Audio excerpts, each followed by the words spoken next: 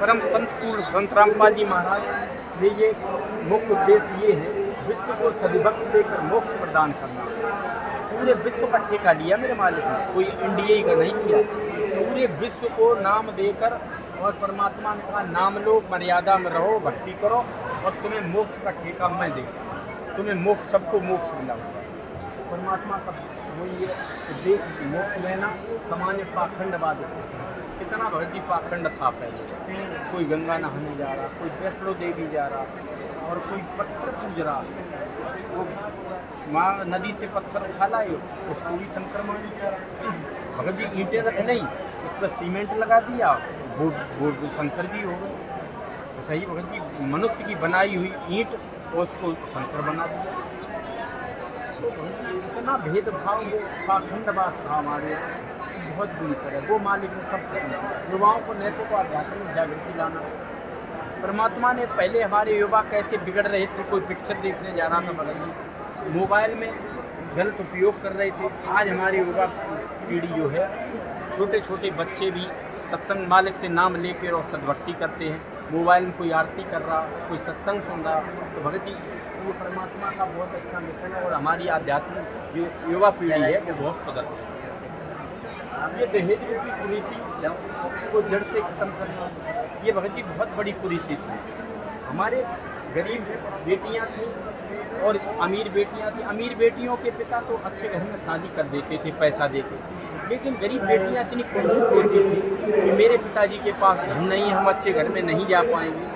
इस खाई को पाटने के लिए हमारे संत रामपाल जी महाराज ने ये दहेज रूपी जो दानव था उसको बिल्कुल तोड़ मरोड़ के ख़त्म कर दिया। अब भगत जी न कोई दहेज लेता है, जो भगत होते न दहेज देता है। भगत जी इससे हमें सीख मिलती है और समाज में भी संदेश जाने लगा है। कुछ लोग ऐसे हैं, न तो दहेज आप लेते हैं न देते हैं। उसके बाद समाज में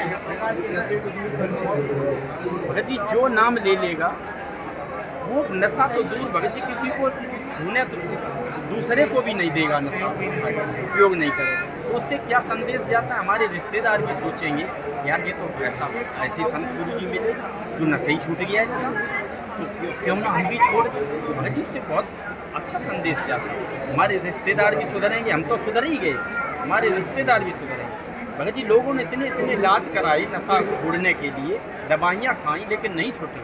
परमात्मा के नाम लेने की शास्त्रानुकूल साधना करने से भगत जी नशा अपने आप घृणा हो गई, लोगों को तीसरे दिन ही घृणा हो गई, नशा को ऐसे छोड़ दिया बिल्कुल। तो परमात्मा में वो शक्ति है कि नशा भी छूटेगा और सब काम होगा।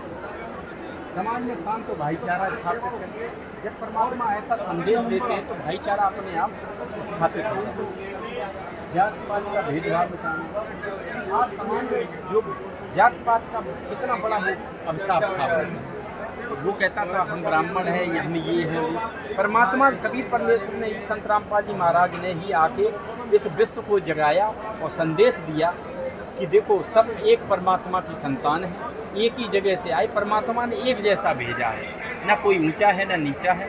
उसी मुहिम को चलाते हुए परमात्मा ने कभी भी भगत जी किसी भी संग में देखिए, किसी वीआईपी का, किसी का कोई स्थान अलग नहीं होगा। सब आएंगे, एक ही भंडारे में भोजन करेंगे और एक ही जगह बैठ के सत्संग सुनेंगे, नीचे बैठ के। और भगत जी अन्य संतों के यहाँ चले जाओ, उनका खाना भी अलग होगा वीआईपी लोगों के लिए, और बैठने का स्थान भी वीआईपी होगा। तो ये परमात्मा जात पात भाई को ऐसे पाट दिया बिल्कुल कि सब बिल्कुल लोग अब जात पात को बिल्कुल ख़त्म करने जा रहे हैं, भ्रष्टाचार को ख़त्म करना।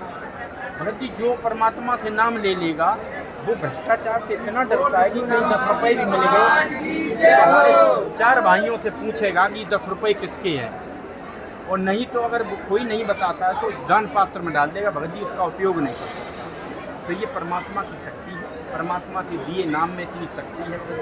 आओ भगत जी।